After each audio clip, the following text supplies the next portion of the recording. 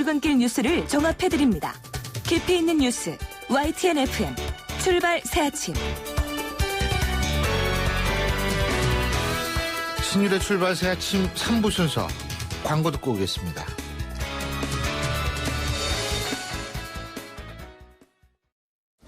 아유, 세 단계 종이 또 걸렸어? 정말 제본 하나 하려다가 미치겠네. 내가 진작 현대오피스로 바꾸라니까. 오늘 다 날 셀 거야. 이제 스트레스 받지 마세요. 사무기기 전문기업 현대오피스가 책임지겠습니다. 사무기기의 올바른 기준 현대오피스. 자, 따라해보세요. 이카운트 ERP 4만원. 회계관리, 이카운트 ERP 4만원. 재고관리, 이카운트 ERP 4만원, 생산관리, 사업 성공 함께해요. 카운트 ERP의 모든 기능을 월 4만원에 드립니다. 이카운트 가입비 부가세 별도. 고객님 사랑합니다. 배우 박서연이에요. 제가 뭘 잘 잊는 걸로 소문나 있잖아요. 근데 딱 한 가지 안 잊어먹는 게 있답니다. 대리운전 번호 2588 말이죠. 2588은 안 되는 노래까지 되더라고요. 좌우로 정렬 좌우로 정렬 2588. 송곳 같은 말, 허무한 말, 우리가 주목해야 될 말을 전해드립니다. 왁자지껄, 말.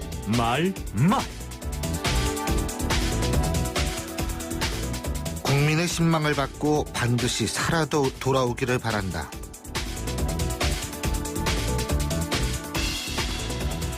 새누리당 김무성 대표가 당내 초재선 의원 50여 명과의 만찬 회동에서 한 얘기입니다. 이 자리에 참석한 의원들은 대부분 비박계로 분류되는 의원들이라고 하는데요. 살아 돌아오라는 이 말, 이거 사실 선거 때마다 나오는 말입니다. 그런데요, 흔히 이 말은 비주류 쪽에서 주로 하는 말인데, 그러면 그날 모임의 의원들이 진짜 비주류인지 헷갈립니다. 주류처럼 보이는 비주류인지 아니면 진짜 주류인지 모르겠다는 건데요. 어쨌든 모든 의원들은 살아 돌아오고 싶어 할 텐데 의원들의 정치적 생사 여탈권, 그것은 주류 비주류에 의해서 결정되기보다는 여론에 의해서 결정되는 건 확실하겠죠. 박근혜 정부 기간 TK 의원들은 뭐했냐? 도와주기는커녕 뒷다리 걸고 억울하다고 하기 전에 반성부터 해라. 새누리당 최경환 의원이 달구를 찾은 자리에서 한 얘기입니다. 최 의원은 이 자리에서 내각을 나와 국회의원으로 좀 돕겠다는 걸 가지고 진박이니 코미디처럼 조롱하면 되겠느냐라는 말도 덧붙였는데요. 최경환 의원의 입장에선 분명 자신의 순수한 의도가 왜곡 전달되고 있다고 생각할 수 있을 겁니다. 단지 진박이라는 단어는 일부 후보자들 스스로가 이용하고 있다는 점은 사실이라는 점입니다. 그렇다면 이런 박근혜 대통령 마케팅부터 차단해야 하는 건 아닌지 모르겠습니다.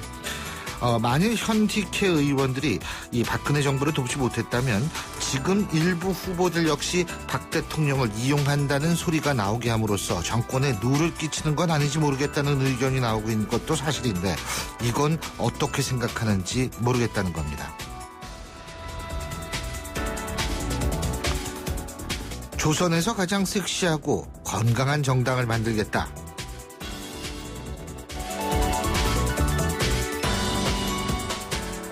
아파트 관리비 비리 의혹을 제기하면서 난방 열쇠라고 불린 배우 김부선 씨가 페이스북을 통해서 한 얘기입니다.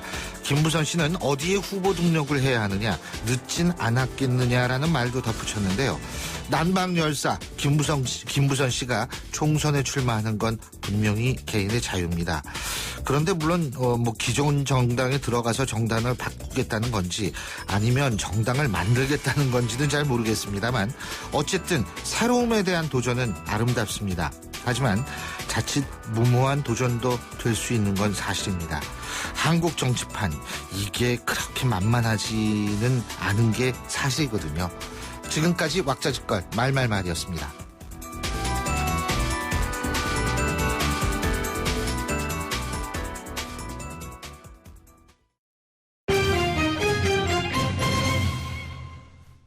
주요 경제 뉴스 알아보죠. 최요한 경제평론가 연결합니다. 안녕하십니까?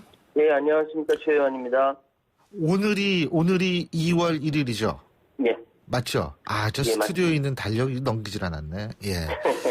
자, 2월 1일인데 오늘부터 인턴이나 수습에 대해서 특별한 교육 프로그램 없이 수시로 업무를 지시하는 것이 제한한다. 이런 주요 내용으로 하는 열정페이를 고용부가 뿌리 뽑겠다. 지금 이렇게 나오고 있죠? 그렇죠. 열정페이라는 게 젊은이들의 열정을 사는 게 아니라 열정을 죽이는 거죠. 정확하게 말씀드리면요. 부당한 처우를 막겠다고 하는 건데요. 다른 직원들과 마찬가지로 실질적인 근무를 하는데도 이름은 인턴, 수습, 교육생의 이름으로 급여 등에서 정당한 대우를 받지 못하는 일이 없도록 수련생의 그 법적 지위, 판단 기준 등을 제도화하겠다. 이 이야기죠. 노동력 착취하는 거 맞고요. 그거 뿌리 뽑는 거 맞고요. 그리고 고용노동부는 잘하고 있는 거라는 생각이 듭니다. 일단 뭐 가이드라인을 마련해서 시행한다라는 것인데요. 명칭과 상관없이 교육 또는 훈련을 목적으로 사업장에서 일을 경험하는 사람들, 임금 목적으로 사업장에서 근로를 제공하는 근로자와 구별해야 되고 다른 직원들과 마찬가지로 실질적 근무를 하면 근로자다라는 거죠. 그래서 일을 8시간, 주 40시간 준수, 연장, 야간, 휴일 근로 원천적으로 금지한다. 보호 규정 들어갔고요. 6개월로 한정한다는 것도 있고요. 최소한 사업주는 식비나 교통비 줘야 된다. 그러니까 식비나 교통비도 안 준 경우도 있답니다. 그래서 어쨌든 최저임금을 지급하지 않거나 임금을 제대로 주지 않으면 근로기준법 및 최저임금법에 따라 3년 이하의 징역이나 2천만 원 이하의 벌금형을 받게 된다라고 강력하게 나갔습니다. 예. 근데 대부분의 대기업들은 다 임금도 지불하고 이러는 것 같더라고요. 근데 이제, 좀 형편이 어려운 중소기업 같은 경우에 그러지 못하는 경우도 있는 것 같은데, 요새 보면 왜 부장급 인턴이라는 얘기 들어보셨죠? 우리 최영환 평론가께서. 인턴을 이 젊은이들이 하도 하다 보니까 거의 부장급 수준으로 올라갔더라. 이런 얘기거든요. 지금 이게 현실이란 10분의 1만 뽑으라고 했으니까요. 그럼 사람을 줄여야죠. 그렇죠. 근데 이게 어쨌든 제가 볼 때에는 이 인턴에 대한 임금 문제도 이거는 반드시 주목해야 될 그런 사안이라는 생각이 들어요. 이거 고용노동부가 이거는 참 잘한 일이라는 생각이 듭니다. 자, 신격호 롯데그룹 총괄 회장 얘기 좀 해볼까요? 근데 이 개인의 인지 판단 능력 같이 이게 이 문제가 되니 이게 어쨌든 신격호 총괄 회장의 인지 판단력을 검증할 법원 심리가 임박했다고 그러는데 그런데 신동주 전 일본 롯데홀딩스 부회장이 신 총괄 회장의 정신 건강에 문제가 없다. 다시 주장하고 나섰죠, 지금. 이게 우리나라만 한 게 아니라 일본도 같이 법원에서 검증을 받는다고 합니다. 그러면 쉽게 말씀드려서 90세가 95세죠. 넘은 아버지의 정신 건강에 대해서 한쪽 자식은 이상 없다, 한쪽 자식 이상 있다라는 걸로 경영권 치고받고 싸우는 겁니다. 참 보기 부끄러운데요. 이 상황, 그러니까 신격호 총괄회장의 넷째 여동생인 신정숙 씨가 성년 후견인으로 5명을 지목했어요. 뭐 가족들이죠. 그 얘기를 듣고 이제 신동주 회장 측에서는 전 부회장 측에서는 이 얘기를 전해 들으니까 신격호 총괄회장이 걔가 바보 아이가 이렇게 얘기했다는 그런 주장을 합니다. 근데 어쨌든 지금 신격호 그 개인의 이 판단력, 인지 판단력이 법원까지 갔다라는 거는 거기에 따라서 그 판단에 따라서 그 롯데의 경영권이 신동주한테 가느냐, 신동빈한테 가느냐 이것이 결정나지는 굉장히 커다란 일이 되어버린 겁니다. 근데 재계에서는 현재 신격호 총괄회장의 정신건강에 문제가 있다라는 의구심을 거두지 않고 있는데 지금 신동주 전 부회장이 계속 이상 없다라고 얘기하지만 이거 법원에 나와서 한번 이렇게 딱 법원으로 출석 요구를 받은 상태에서 출석해서 증명을 하면 되는 거거든요. 그렇게 하고 있지 않기 때문에 그런 겁니다. 더군다나 이제 우리나라뿐만 아니라 일본에서도 진행이 되니까 양쪽에서 굉장히 예민한 문제고요. 이것이 향후에 경영권 결정을 하게 될 것이다. 이런 얘기가 나오죠. 이거 근데 어쨌든 빨리 좀 결정이 났으면 좋겠어요. 이게 사실 뭐 상큼한 얘기도 아니고 굉장히 좀 짜증나게 하는 얘기거든요. 자, 그리고 지원금에 상응하는 요금 할인, 누적 가입자가 지난 25일 날 500만 명을 돌파했다. 이런 소식 있죠? 그렇습니다. 이거 500만 명이 넘었다라고 하는데요. 특히 지난해 4월 24일 요금 할인율을 20%로 상향한 이후의 가입자가 모두 483만 명, 일평균 17,000명 정도 신규 가입했다고 하고요. 예. 더구나 요금 할인 가능 단말기 확인 시스템 지난 4일을 개선한 이후 일평균 가입자가 27,000명을 가팔라졌다고 합니다. 저도 이거 확인해봤거든요. 저는 해당이 안 되더라고요. 근데 미래부가 지난해 4월 이후 가입한 480만 명을 기준으로 가입 분석한 결과 전체 65%가 넘는 사람들이 단말기 구매 시 지원금 대신 요금 할인을 선택했다. 2년 약정 만료자, 자급폰, 중고폰 이용 요금 할인자 가입자는 34% 정도였다라고 얘기합니다. 어쨌든 미래창조과학부가 여러 가지 시행했던 정책 중에 단말기 유통 시행법은 상당히 디테일하게 잘 지금 진행하고 있는 것 같습니다. 예. 자, 그리고 일본은행이 사상 처음으로 기준금리를 0.1%에서 마이너스 0.1%로 내리지 않았습니까? 예. 근데 여기 아마 유럽 중앙은행 ECB도 놀란 모양이에요. 그렇죠. 오늘 3월에 마이너스 금리를 도입할 것이다.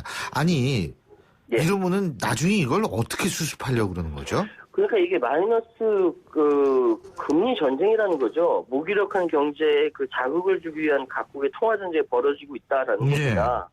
왜냐하면은 이 마이너스 금리라는 것은 은행에 묶어둔 돈을 풀어내서 인플레이션의 성장을 유도하기 위한 것이거든요. 예. 하지만 이건 또 이제 일본의 엔화를 가치를 떨어뜨리는 효과도 있고요. 좀처럼 경기 침체에서 벗어날 기미를 보이지 않고 있는 유럽 각국 입장에서 보면은 엔화가 평가절하야 된다. 이게 달가운 게 아니죠. 엔화 대비 유로화의 가치가 높아지면 유럽산 제품들 수출 경쟁력이 떨어지니까요. 예. 그래서 드라기 총재가 지금 어떻게 할 것인가에 대해서 지금 굉장히 많이 집중이 되고 있는데요. 예. 지금 마이너스 0.4% 결정하게 될 것이다. 어떻게 될 것이다. 이런 이야기가 많이 있죠.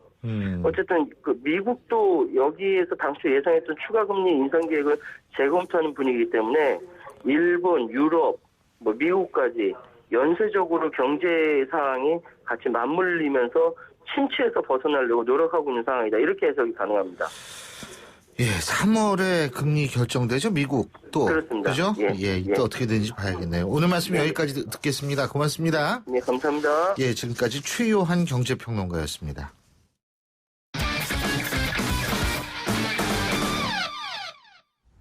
자, 이번엔 스포츠 소식 알아보겠습니다. 최동호 스포츠 평론가 연결하죠. 안녕하십니까? 예, 안녕하세요.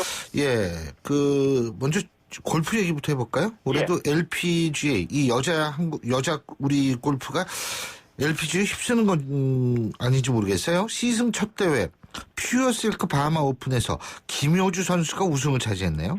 예, 한 시간쯤 전에 경기가 완전히 종료가 됐거든요. 예.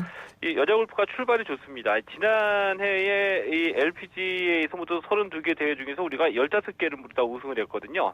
그래서 LPGA를 우리가 주도를 했는데 올해 이 시즌 오픈 대회 퓨어실크 바하마 오픈에서 김효주 선수가 우승을 차지했습니다.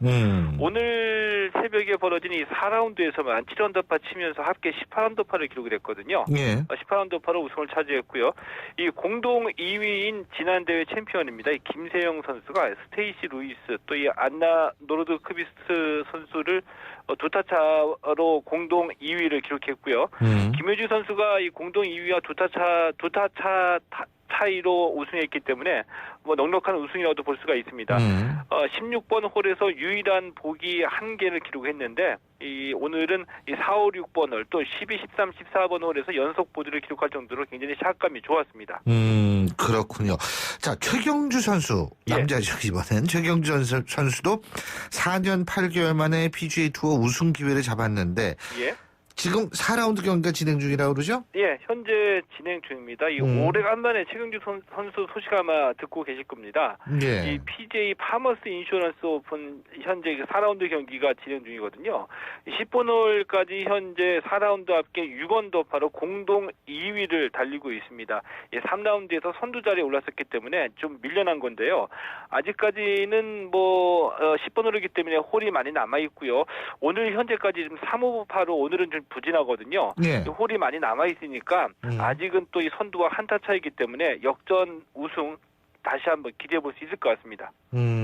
그렇군요. 자, 그리고 축구 얘기 안 할 수 없죠. 예? 네.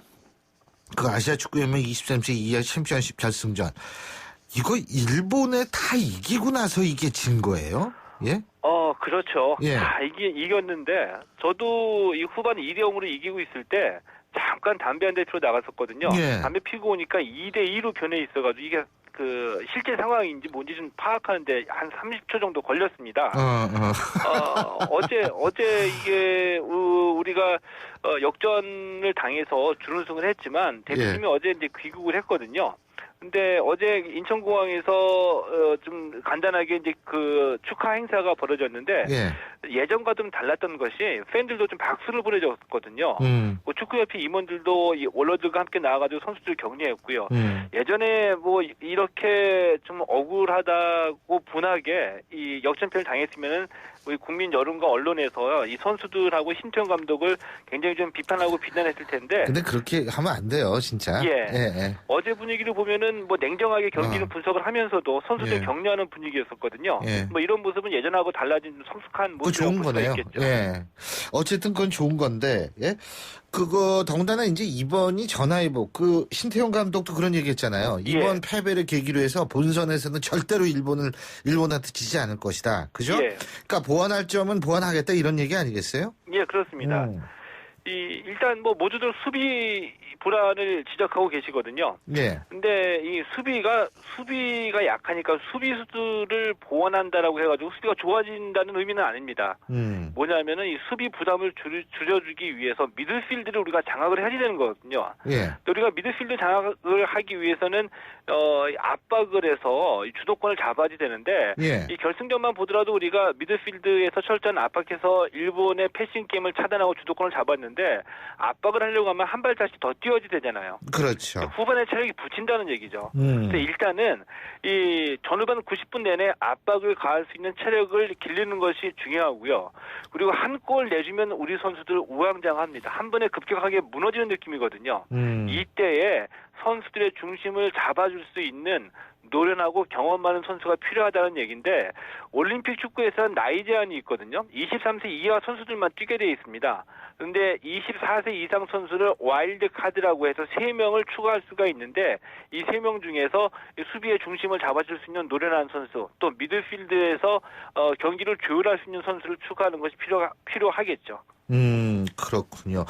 자, 그리고요. 주말 유럽 축구에서는 우리 선수들이 출전을 했는데 골을 넣지는 못한 모양이더라고요. 그 골 소식이 전해지지 않아서 좀 아쉬운 감이 있는데요. 이 크리스탈 팰리스의 이청용 선수, 이 스토크 시티와의 FA컵 32강전에 선발로 출전했습니다. 이 풀타임을 뛰었는데 공격 포인트 올리지 못했지만 이 크리스탈 팰리스의 1대0 승리를 이끌었고요. 이 분데스리가의 아우스부르크, 이 한국인 선수 3명이 뛰고 있죠. 지동원, 홍정원 선수가 선발로 나와서 풀타임을 뛰었고요. 이 구자칠 선수가 후반에 교체 투입이 됐는데 이 프랑크푸르트와 0대0 무승부를 기록했고요.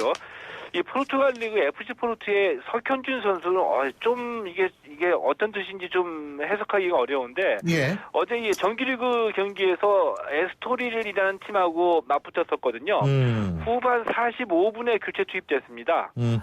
워낙 뭐 늦게 투입이 됐기 때문에 경기 뛸 시간이 부족했고요. 별다른 활약을 보진 못했는데 후반 45분에 교체 투입이 어떤 뜻인지 아직까지 좀 헷갈립니다. 아니 45분에 그거 뛰란 얘기야 말란 얘기예요? 그거? 네? 아무래도 좀 이적한 지 얼마 안 됐으니까 팀 분위기도 살펴보고 적응하라는 그런 배려의 차원이 아닐까 이렇게 좀 선을 그래도 한 42분은 해가지고 한 3분은 뛰게 해야죠.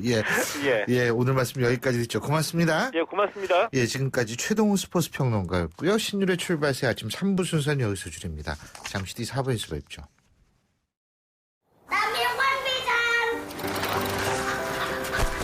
학교를 향해 누아는 패자를 밟는다. 가난이 따라오지 못할 만큼 힘차게.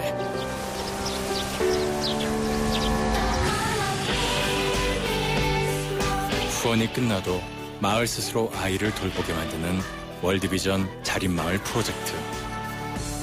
진정한 후원은 후원이 끝나게 하는 것입니다. 후원 문의 1688-3570 1688-3570 진정한 후원을 생각합니다. 월드비전. YTN 라디오 캠페인 더 가까이 안녕하세요. 기상캐스터 이혜민입니다. 요즘처럼 건조하고 추운 겨울철에는 미세먼지 농도를 체크해야 건강을 지킬 수 있습니다. 여러분, 미세먼지 예보를 미리 확인할 수 있다는 거 아셨나요? 인터넷에 에어코리아라고 검색해서 들어가시면 미세먼지 예보를 확인할 수 있는데요. 나쁨 수준을 넘어간다고 나오면 야외 활동 약속은 취소하는 게 좋습니다. 부득이하게 나가셔야 한다면 마스크 착용 잊지 마세요. 그리고 스마트폰으로도 언제 어디서나 간편하게 이용할 수 있는데요. 우리 동네 대기질 앱을 설치하면 실시간으로 경보 알람을 받을 수 있습니다. 맑은 공기 더 가까이, 미세먼지는 저 멀리. 미세먼지 농도를 체크하는 스마트한 습관을 기르세요. YTN 라디오 캠페인 더 가까이 한국환경공단과 함께합니다. 날카로운 분석, 내일을 보는 시선, 신율의 출발 새 아침. 신율의 출발 새 아침 4부 순서 광고부터 들으시죠. 2016년 새해 SM5를 만나면 두둑한 혜택이 쏟아집니다. SM5 현금 구매 고객 150만 원 특별 혜택. 밸류박스 조건 시 36개월 1.9% 금리에 100만 원 지원. SM357 고객에겐 스타일 패키지 무료 혜택이. 1월 한 달 놓치지 마세요. 일부 차종 제외. 자세한 내용은 전 시장에서 확인하세요. 예, 월요일 아침 출근길 이제 거의 마무리가 될 때가 되고 있죠. 8시 31분 06초 지나고 있는데요. 지금 교통 상황 알아보겠습니다. 김재훈 캐스터. 네, 출발 새 아침 교통정보입니다. 오늘 출근길에는 유난히 돌발 상황이 많았는데요. 현재도 국회대로의 고장차 때문에 여파를 받습니다. 여의 2교에서 신월나들목 쪽으로 가는 길, 신월나들목을 조금 못 간 지점 1차로에 승용차가 고장으로 서 있기 때문에 목동교 이전부터 밀린다는 현장 제보가 있고요. 반대편 여의도 쪽으로 진입하는 길도 경인 세 번째 지하차도에서 목동교까지 차간 거리를 좁히고 있습니다.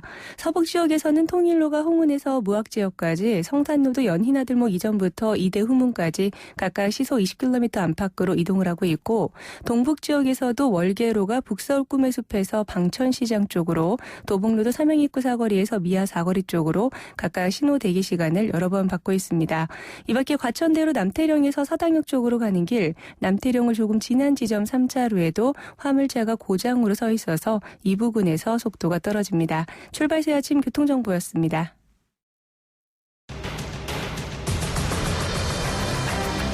매주 월요일 아침 정치권의 복잡한 이슈를 말끔히 정리해드립니다.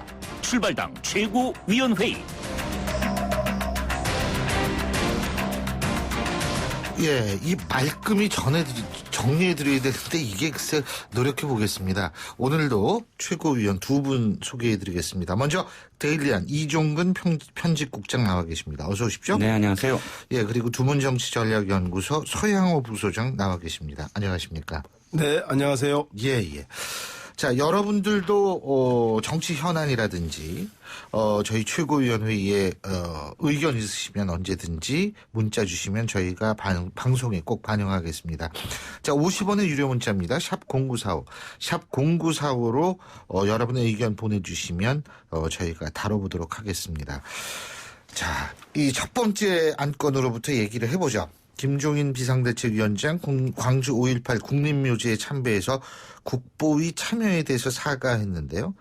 자, 국보위의 전력 사과 얘기와 동시에 나온 얘기가 있습니다.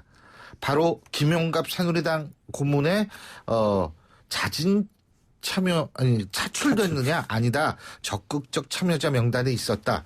이런 얘기 나오고 있는데요. 자, 지금부터 이 얘기 해보겠습니다. 야. 책상만 무거웠으면 소리가 더 좋을 뻔했는데. 자, 먼저 이종근 국장님부터 말씀해 주시죠. 어저께 김종인 위원장이 오전에는 광주로 가서 5.18 국립묘지에 가고 오후에는 봉화마을에 갔습니다. 물론 지금 말씀하셨듯이 오전에 광주 5.18 묘지에서는 무릎을 꿇고 사과를 했는데요. 저는 오전 오후 동시에 벌어진 일들을 함께 묶어서 생각하고 싶습니다. 오전에 5.18 묘지에서는 분명히 5.18 관련 단체가 와서 김종인 광주를 우습게 보지 마라. 그러고 이제 그 시위를 벌여지 않았습니까? 그런데 오후에는 양상이 달라졌어요. 봉화마을에 봉화마을에 갔더니 봉화마을 앞에서는 지지자들이 또 나와서 사람의 힘, 김종인의 힘을 믿는다. 당신을 믿습니다. 이런 어떤 피켓 시위를 벌였단 말이지요. 자, 국보의 전력이라는 게 만약 진보의 가치라면 이건 봉화마을이 어떤 마을입니까? 그 진보의 어떤 상징 아닙니까? 노무현 전 대통령이 진보의 상징이지 보수의 상징 아니지 않습니까? 그렇다면 봉화마을에 가서도 역시 비난을 받아야 되는데 봉화마을에 가서는 칭찬을 받고 또 5.18 묘지에 가서는 비난을 받았단 말이죠. 그래서 저는 이게 진보냐 보수냐 이념의 가치가 아니라 어떤 의미에서는 지역적인 어떤 가치다 또는 정당별 어떤 이 정략적인 지금 그쪽으로 흐르고 있다라는 게 어저께 그 모습이라고 생각이 듭니다. 근데 솔직히 국보의 문제는 뭐 진보 보수의 문제도 아니고요. 그거는 사실은 제도적 정통성을 무참히 짓밟은 구테타의 과정이기 때문에 그 부분을 그래서 국보의 문제가 그래서 저는 굉장히 중요한 부분으로 지금 떠오르고 있는 것 아닌가라는 생각이 들거든요. 예. 근데 한 말씀만 드리면 그 문제에 대해서 어저께 그 5.18 기념재단 이사장, 상임이사장이 한 그 말씀을 저는 굉장히 동의하는데 뭐냐면 1.12 쿠데타를 직접 참여하고 벌인 사람을 제외하고는 누구나 5.18 묘지에 추모하러 올 수 있다. 그건 정치적인 어떤 목적으로 참배를 막거나 해서는 안 된다. 그게 성숙한 어떤 자세라고 저는 생각을 하거든요. 예. 자, 우리 최영호 소장님. 네, 뭐 군인들이 그 권력을 찬탈하기 위해서 구테타로 무고한 시민들을 학살한 사건. 이거는 뭐 진보 보수 그 여야를 떠나서 단죄 받아야 되고 그리고 그동안 전두환 노태우 전 대통령을 통해서 단죄 받았습니다. 깜빡까지 갔다 왔잖아요. 예. 그래서 뭐 김종인 위원장이 아무리 그 선대위원장이지만 소신껏 참여했다는 발언은 적절하지 못했고요. 소신껏이 아니에요. 큰일 나 말씀하시는데 그 소신껏이 아니고 차출됐다. 네, 아무튼 소신 발언 차출되었다라고 소신 발언한 거에 대해서는 차출됐다. 예, 문제가 다분히 있었고요. 다행히 그나마 제1야당 대표로서 비대위원장이 되면서 즉시 망월동을 찾아서 광주 영령 앞에서 무릎 꿇고 사죄한 것은 이제는 개인 김종인이 아니라 제1야당 대표로서 돌아온 것 같고 따라서 야당과 야당의 문재인과 안철수의 대결로 그 불안해했던 야당이 분열하는 거냐 아니냐라고 불안했던 그 야당 지지자들에게 이제 여당과 야당 경제 문제를 둘러싼 대결로 온 거에 대해서는 아주 뭐 잘한 선택이다라고 보여집니다. 저한테 고맙죠. 그 얘기 그냥 넘어갔으면 큰일 날 뻔했어. 예? 근데요. 자, 하나씩 좀 얘기를 해보죠. 자, 뭐 그게 차출이 됐든 뭐 했든 그 얘기는 좀 나중에 하고요. 김종인 위원장이 예전에 그랬어요. 국보의 참여 후회한 적 없다. 왜 문제가 되는지 잘 모르겠다. 그런데 요새 입장이 바뀌셨어요. 이게 제1야당 대표이기 때문에 그렇게 바뀐 건가요?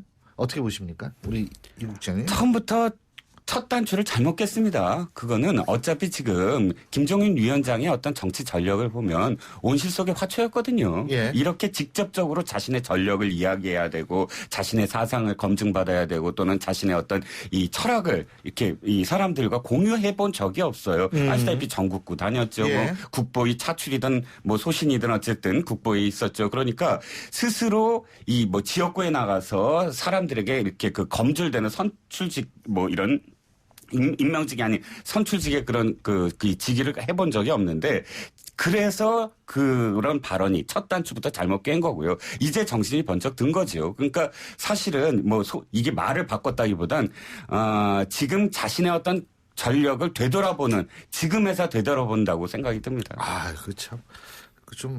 많이 그렇다면 좀 안타깝네요. 좀 일찍 돌아보셔야 되는데. 예. 아니 뭐 전문가로서 참여해서 국민 의료보험을 했다라고 하는 건 뭐 긍정성도 있겠지만 아니요. 국민 의료보험을 한 게 아닙니다. 국민 의료보험은 박정희 정권 때 시작이 된 겁니다. 네네. 예. 아 그러면 뭐 어쨌든 경제민주화 조항을 집어넣기 위해서 그랬다. 어쨌든 그런 명분이 있더라도 그런 그 개인적으로 전문가로서 참여했다 하더라도 국보위라고 하는 정통성을 잃은 그 권력기관에 참여한 거에 대해서는 개인적인 뭐 소신이든 아니면 어떤 그 배경이든 간에 사과했어야 하는 게 옳은 것 같습니다. 그러고요. 네. 이게 자꾸 사과를 한다라는 게 이게 뭐 사과할 때 그게 가장 좋은 정치적 수습책 중에 하나라고 봐요. 근데 이게 사과를 할 때 그냥 죄송합니다. 잘못했 이걸 해야지. 이게 사족이 붙으면 자꾸 문제가 커지거든요. 그러니까 나는 뭐 차출됐다 이런 얘기 안 했으면 김용각 고문이 그런 식으로 얘기도 안 했을 거고 진실 게임이 벌어지지도 않았을 거예요. 근데 자 김용각 고문이 김종인 위원장이 적극 참여자 명단에 있었다. 이렇게 얘기를 하고 있어요. 고 이충근 민자당 대표의 말을 빌어서 한 얘기인데요. 어떻게 보십니까? 자, 김용갑 고문은 사실 이 말을 할 자격이 있습니다. 2002년도에 국회의원 시절에 당시에 민정당에서 560 인사 물러나라라는 움직임이 있었어요. 그때 김용갑 의원이 뭐라 그러냐면 나는 560 참여를 자랑스럽게 생각한다. 스스로 그렇게 자부심을 갖는 그런 확신했지 않은 그런 분이거든요. 그런데 문제는 어저께 세 가지를 얘기했습니다. 사실된 거 아니다. 것 같아요. 하나는 부가세 50대 폐지론이 없었다. 근데 하나 남재희 당시 정책위 의장이 경제민주화했다는데 남재희 의장이 본인이 이건 김종인 비대위원장이 했다라고 얘기를 했기 때문에 그 문제는 좀 벗어날 것 같습니다. 본인이 그렇게 얘기했으니까. 하지만 그러나 이제 당시에 김용갑 안기부 기조실장이었죠. 또는 정무수석이었고 당시에 이분이 한 말에 대해서는 사실 이 김종인 위원장이 다시 한번 제대로 또 설명을 해야 됩니다. 왜냐하면 조목조목 얘기를 했기 때문에 이제 두루뭉술하게 얘기할 수는 없죠. 그러니까 아까 교수님 말씀하셨듯이 방점을 찍어야 되거든요. 마침점을. 말줄임표 이거 안 됩니다. 서영호 부사장님. 김용갑 고문 전 의원이죠. 나서는 거 보니까 새누리당이 김종인 위원장을 뺏긴 게 뼈아프긴 뼈아픈가 봅니다. 그래서 그건 모르죠. 진실을 얘기하기 그런데 이제 저는 가해 피해자인 광주나 그리고 진보적인 지식인들이라던가 국민의당과 이런 데서 동교동계 어른들처럼 아무리 역사적인 단죄가 끝났더라도 자숙해야 되는 것을 지적한 건 대단히 옳고 역사의 교훈으로 봐야 한다고 생각하는데 과연 유신 5.18 국보위 설치의 본류인 정당인 여당에 있는 김용갑 새누리당 전 고문께서 상임 고문께서 이런 얘기 하시는 게 올바른가. 특히 무엇이냐면 아까 말한 대로 국보위 설치가 여야를 떠난 보수 진보를 떠난 민주주의 일반적 가치라고 한다면 그러면 국민행복추진단장으로 지난 비대위 때 박근혜 대통령이 영입한 김종인 위원장에 대해서 먼저 대통령이 사과했어야 되는 거 아닙니까? 그래야 국민들이 보기에 납득할 만한 설득력이 있는데 그렇지 않으면 이거는 맞아요. 여당의 공세, 정치 공세로밖에 안 비칠. 근데요. 그때 당시에 야당 인사들도 또 김종인 위원장에 대해서 무지개 뭐라 그랬었어요. 솔직한 얘기로. 근데 지금 조용하잖아요. 그러니까 이게 우리나라 정치인 것 같아요. 민주주의 가치보다는 여야 간에 총선 선거를 앞둔 정쟁의 대결로 전락한 게 아닌가 싶습니다. 저는 그걸 사자성어로 이렇게 봅니다. 내로남불이라고. 내가 하면 로맨스고 남이 하면 불륜이거든요. 이게 김종인 위원장을 벌어지는 게 딱 내로남불이에요. 아니 근데 저는 사실 요새 김종인 위원장을 두고 한 논란을 보면서 개인적으로 이런 생각을 했습니다. 경제 민주화라는 게 무지개 어려운 모양이다. 왜 그러냐면 김종인 위원장 말대로 경제 민주화를 위해서 1980년에 국보위 활동도 하시고 이랬다는 거 아니에요. 차출이 되면서까지. 자, 근데 1980년 지금 1916년입니다. 어마어마한 세월이 흘렀어요. 1980년 저는 그때 푸릇푸릇한 20대 갓 초반이었습니다. 초반도 아니에요. 딱 20이었어요. 자, 지금 50대 중반이 넘은 나이가 됐습니다. 근데 아직도 경제민주화 위해서 지금 야당 대표를 하시겠다 이거 아닙니까? 그 세월 동안 4번의 비례대표, 1번의 장관, 1번의 수석을 지내셨음에도 불구하고 그 경제민주화가 얼마나 어려운지 아직도 이제 하시려고 노력을 하신다. 참 그런 모양이에요, 그게. 그런 생각은 좀 들긴 들었어요. 근데 확실한 거는 뭐냐면 이런 부분은 좀 분명히 좀 정리를 해주고 넘어가는 것이 좋지 않을까라는 생각을 합니다. 자, 여러분들도 저희 출발당 최고위원회의에 참석하실 수 있습니다. 샵 0945, 샵 0945로 여러분 의견 보내주시면 됩니다. 지금 오늘 최고위원으로 2분 참석해주고 계시죠? 데일리안의 이종근 편집국장 그리고 두문정치전략연구소 서양호 부소장 2분과 함께하고 있습니다. 자, 다음 안건으로 넘어가 보겠는데요. 이게 국민의당하고 이제 막 손학규 대표하고 막 뒤죽박죽 지금 얽히고 있는 얘기인 것 같습니다. 우선 손학규 전 대표의 발언부터 한번 제가 여쭤보겠습니다. 손학규 전 대표 러시아 갔다 오면서 공항에서 이런 말씀하셨어요. 이 정치판에 세트를 좀 짜야 된다. 거기에서 누구든 다 동의할 겁니다. 근데 그 함의가 뭘까? 자, 이종근 국장님은 어떻게 보십니까? 손학규 전 대표의 발언. 어저께 기자들이 뭐 공항으로 달려나갔습니다. 그런데 일단 지지자들은 오지 말라고 그랬어요. 뭐 정치적으로 어떤 그 오해를 살까봐. 근데 기자들한테는 참 굉장히 이 솔깃한 말씀하신 게 새 판을 짜야 한다 그러면서 역동성이 필요하다. 그런데 문제는 그것이 이제 안철수 의원의 발언들 또는 국민의당이 했던 표현들이랑 굉장히 유사한 표현 아닙니까? 새 판을 짜야 된다. 정치권에. 그래서 결국은 안철수 의원 즉 국민의당 쪽으로 합류하는 게 아닌가 이런 어떤 추측이 나왔는데 사실 저는 그 앞에 뭐라고 하셨냐면 참 국민들이 답답해한다. 지금 현실 정치를 답답해한다. 이 말씀을 하셨거든요. 즉 제가 보기에는 손학규 고문이 무슨 뜻을 갖고 계시냐면 안철수 의원한테 기대를 걸었는데 국민들이 지금 그래서 국민의당도 지금 출범이 됐는데 물론 창당되는 내일이지만 여전히 답답하다. 국민들은 여전히란 말은 가로 열고 가로 닫고 여전히 답답함으로 이제 새 판을 짜야 될 때가 오지 않았느냐. 이제 곧 새 판을 짜야 한다. 곧 이제 곧이란 건 총선 후를 말하시지 않나. 그러니까 자신이 나서는 것은 사실 총선 후의 상황. 국민들이 계속 답답해하는데 새 판을 짜야 되는 거는 총선 후가 아닐까. 이게 함의가 좀 있지 않을까. 근데 언론에서 국민의당에 좀 긍정적인 거 아니냐. 뭐 이런 분석도 나오긴 나왔는데 어떻게 보세요? 뭐 이호 여사의 차대접 그리고 말씀에 이어서 이제 손학규 고문의 새판 짜기에 대한 그 야당 간의 아전인수적 해석이 나올 것 같습니다. 새판 짜기는 신당을 얘기하는 거다 하고 안철수 국민의당은 신문에 나오고 있잖아요. 그런데 제가 보기에는 뭐 그 성정상 손학규 대표 성정상 강진이 지금 새판 짜라고 얘기했을까? 그 얘기는 제가 보기엔 강진에 사는 아마 포석 총선 이후에 지금 요새 강진은 총선 이후네. 네, 강진은 올라오는 야권 인사에 대해서 예전에는 신당이 창당돼서 야권이 분열하기 전에는 막걸리를 대접했는데 지금은 막걸리 대접을 안 하신다는 거 아닙니까? 그것은 글쎄요. 언론 보도에 따르면 그런데 야권 분열에 대한 그 총선 패배에 대한 우려를 심각하게 제기한 것 같고 따라서 니네들 이렇게 나눠서 싸우면 총선 필패하는데 총선이 필패되면 총선 이후에 새 판을 내가 짜겠다. 그런 거 아닌가요? 두 분 다 총선 이후라고 말씀하셨는데 저 궁금한 게 있어요. 이게 총선이라는 게 무지무지하게 중요해요.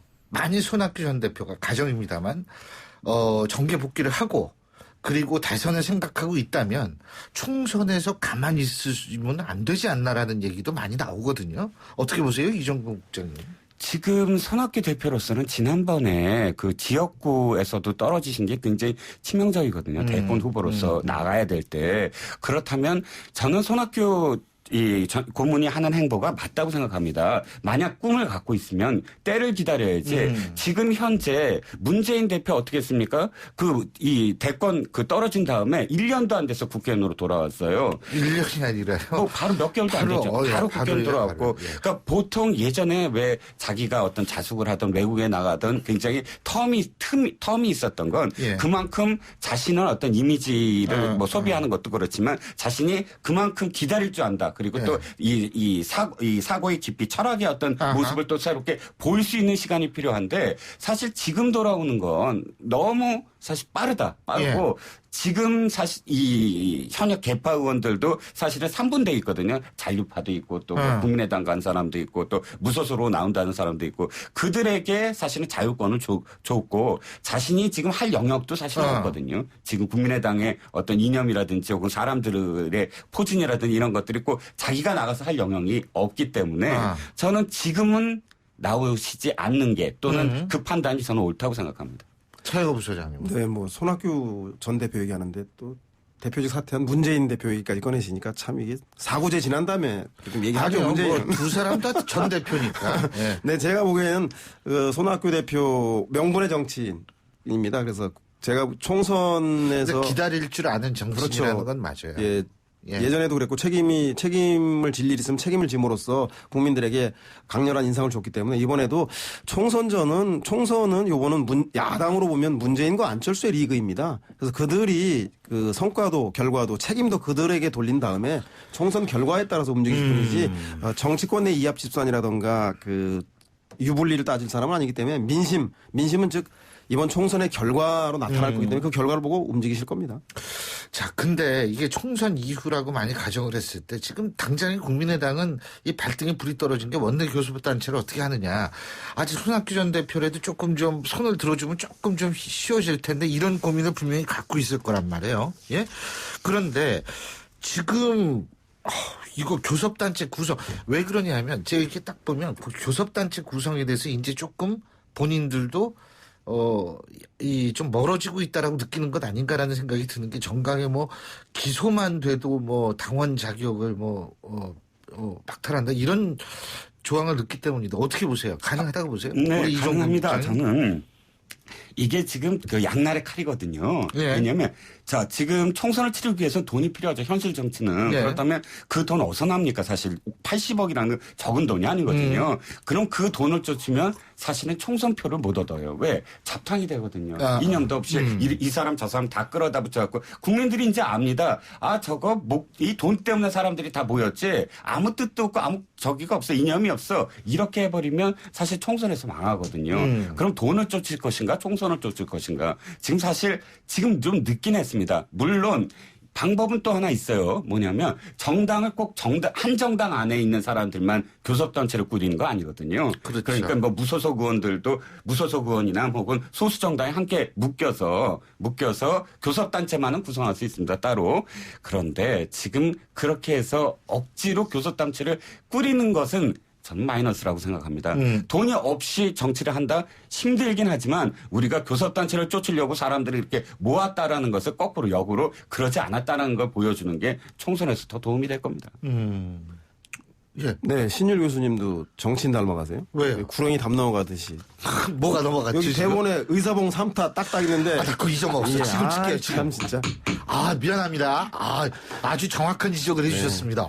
정치 경우 오래 하시면 이렇게 정치인 닮아갑니다. 죽을 뻔했습니다. 와. 제가 보기에는 뭐 2월 15일이 교섭단체 구성 기한. 그때까지 하면 뭐 한 8, 90억 정도가 지원이 되고 그걸 넘기게 되면 넘기거나 아니면 의석수가 모자랄 경우에 2, 30억밖에 대폭 줄어드는데 이미 내일이 중앙당 상당대회입니다. 예. 컨벤션 효과가 가장 극대화될 시점인데 내일까지도 안 되면 사실상 교섭단체가 어렵다라고 봐야 되는 거죠. 그래서 제가 보기엔 지금 앞서 이종근 국장이 얘기하신 대로 교섭단체 양날의 칼입니다. 현실적 힘은 어때?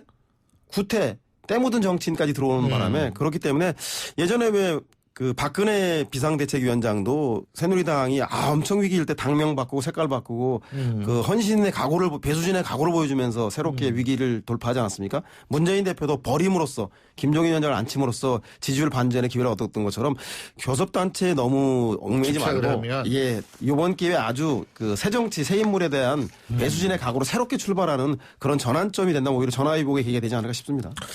근데 그게 이제 사실 이 국민의당이 여태까지 지금 좀 여러 가지로 이 고육지책 같은 것들을 내놓는다 전 느낌으로 그런 생각이 좀 드는데 어쨌든 설 연휴 전에 새누리당 더불어민주당 국민의당 3당 민생정책회담을 개최하자 안철수 의원이 이 제안을 했잖아요.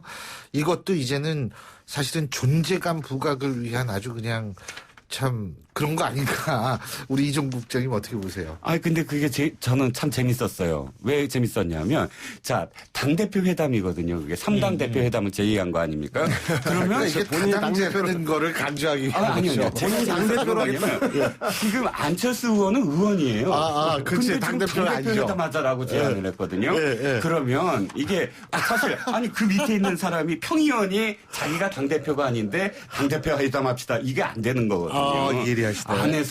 안에서 이미 그 생각까지 못 해봤어요. 어느 정도 당연히 할 수 있지 이런 생각했는데 어느 정도 안철수 의원을 당 대표로 지금 생각하고 있는 게 아니냐. 안 그렇다면 누가 당 대표 회담을 아무나 평의원이 합니까? 그렇죠. 그래서 내일 창당대회는 내일 창당대회는 아마 안철수 대표가 그냥 공동 대표가 아니더라도 단독 대표가 아닐까라는 추측을 낳게 하는 장면입니다. 그런데 말입니다. 김한길 대표가 생각하기에 천정배 선은 내가 봤는데 이 안철수 전정배 공동대표 되면서 결혼은 안철수랑 하는 거 아니야? 이렇게 김한길 대표가 우려하고 있는 형국인데요. 천정배 안철수 의원은 두 분의 결합은 한 가지 공통점이 있죠. 현역 물갈에 대한 강한 요구가 있습니다. 그런데 김한길 전 대표 같은 경우는 현역 국회의원들을 지켜야 되는 교섭단체를 만들어야 되는 또 이런 이해가 있고요. 따라서 천정배 안철수가 손잡았을 경우에 현역 의원들의 그 이탈 대거 공천 탈락에 대한 위기감이 고조되기 때문에 그 안철수 천정배 공동대표 이렇게 하기도 쉽지 않고 또 그렇다고 김한길 안철수로 가자니 이거 옛날에 김한길 안철수 공동대표 했던 그 나물의 그 밥, 그 옛날 그 모습으로 가기 때문에 이러지도 저러지도 못하는 그런 난처한 지경이어서 내일 국민의당 선택이 어떻게 될지 좀 지켜봐야 될 것 같습니다. 야, 근데 지금 두 분 말씀을 이렇게 들어보면서 제가 얼핏 생각한 건데요. 그게 뭐냐면 지금은 냉정하게 자신을 판단을 해야 된다고요. 스스로를 판단해야 될 생각이 그 순간이 아닌가 이런 생각이 드는 게 안철수 의원이 본인의 정치력이 과거보다 많이 컸어요. 제가 볼 때. 그럼에도 불구하고 그것이 충분하다고 생각하느냐 아니냐에 따라서 사실은 자기보다 정치를 좀 더 오래 한 사람과 전략적 제휴를 맺어야 되는 것이 좋은가 나쁜가를 생각해봐야 될 거라는 생각이 얼핏 들었는데 어떻게 보세요? 이종근 국장님. 아니 좀 전에 왜 김종인 위원장 말씀을 드릴 때 제가 그러니까 돌아봐라. 언제나 돌아봐라. 자신의 상황을 돌아봐라. 이번도 마찬가지일 것 같습니다. 정치인을 바라볼 때 우리가 워딩 그러니까 정치인이 하는 말을 왜 집중해야 되냐면 그 말이 계속 일관성이 있느냐. 일관성이 있어야만이 그 사람을 제대로 평가할 수 있거든요. 그래서 내가 생각을 제대로 갖고 그 말을 해야 되는데 말과 행동이 일치해야 되고 그런데 지금 말씀하셨듯이 안철수 의원 자기가 만약 진짜 큰 꿈을 갖고 있다면 지금 대표를 하는 것이 옳은가 또는 지금 천정배 또는 김한길 또는 뭐 한상진 또 이런 공동 대표 체제로 양보하고 자기가 후선에서 하나의 어떤 결기를 보여주는 것이 큰 그림에 맞는가 그거는 본인이 판단할 문제입니다.